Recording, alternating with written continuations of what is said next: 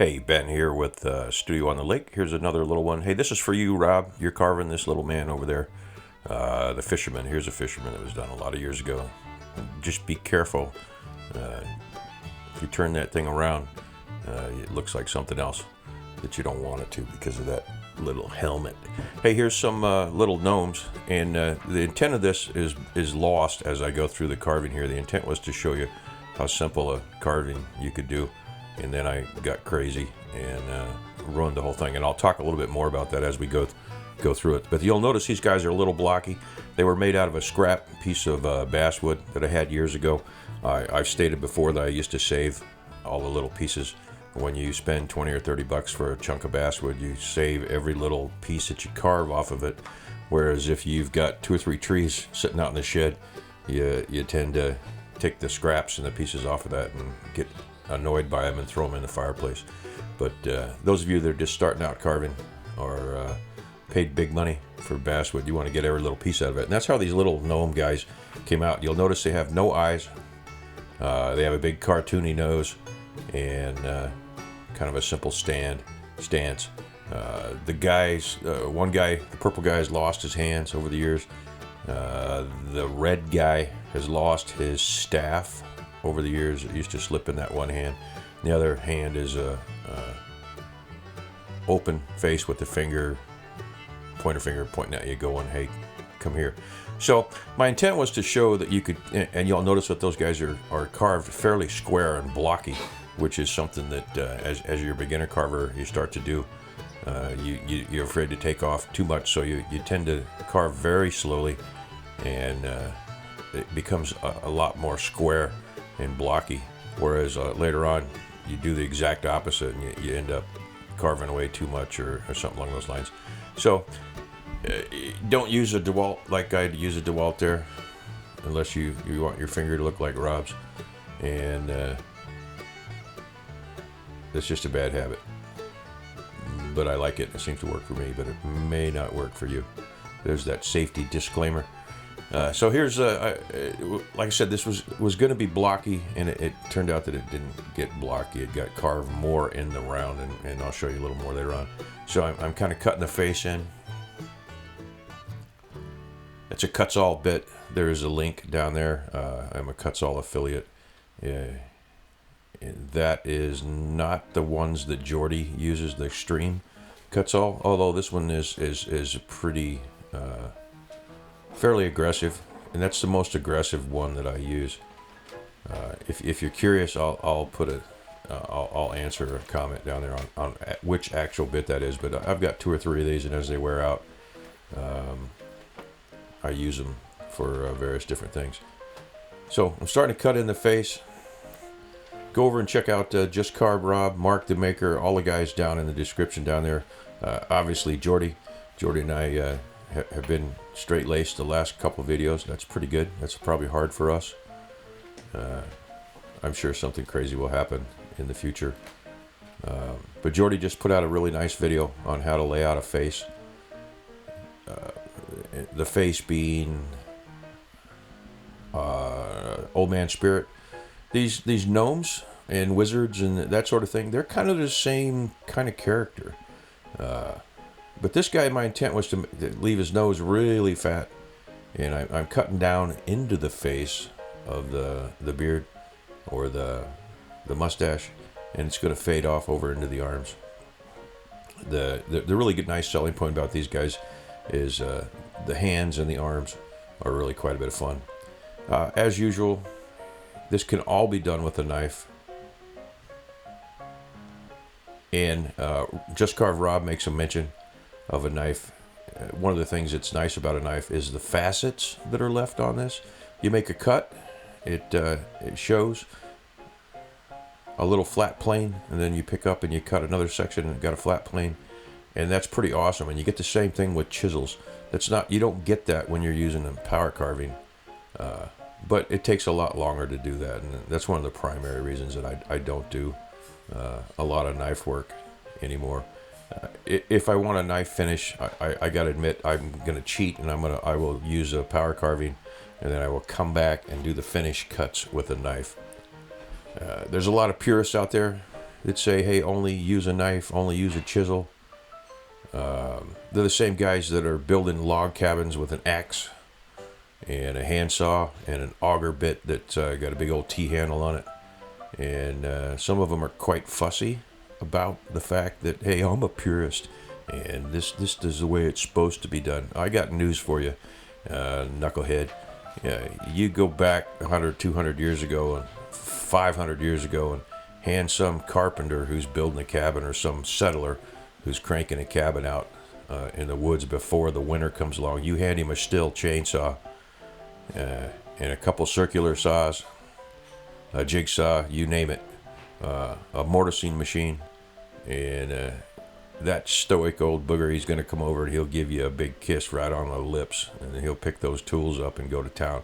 You got to remember, in the old days, they weren't doing it because it was nostalgic. It was the means, the method at the time to get the job done.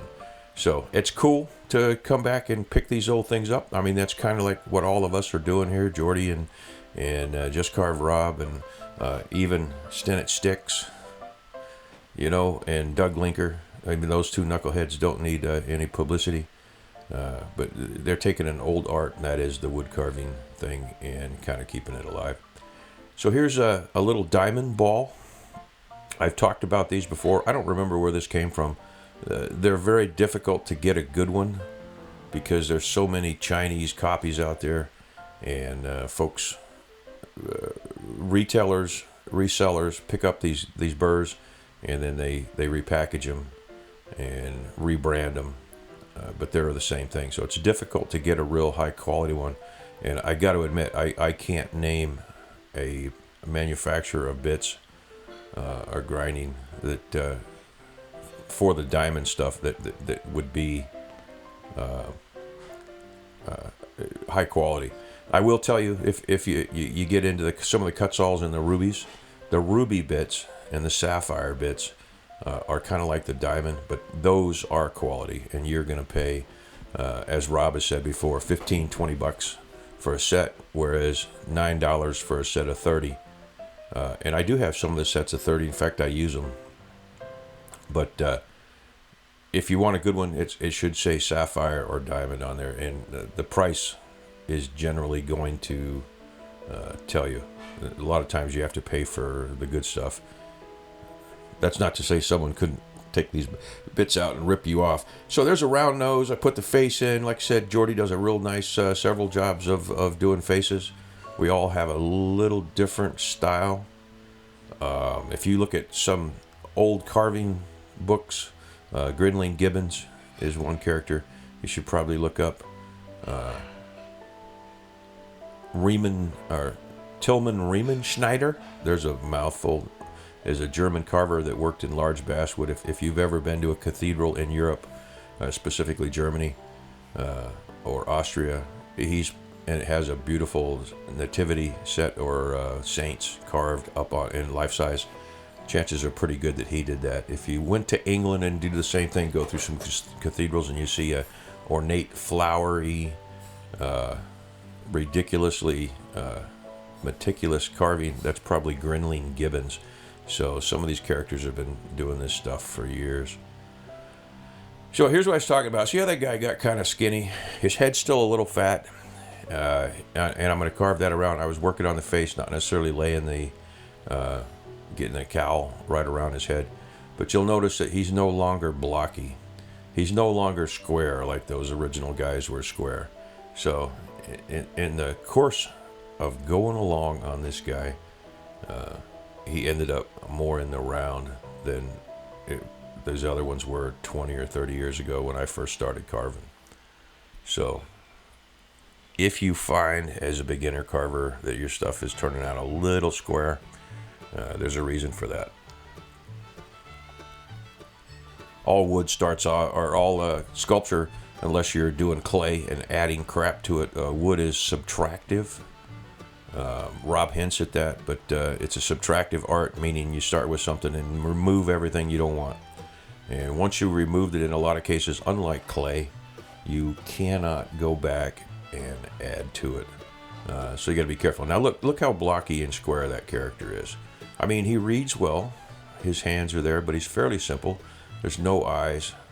Look, that's the square that was on the block of wood.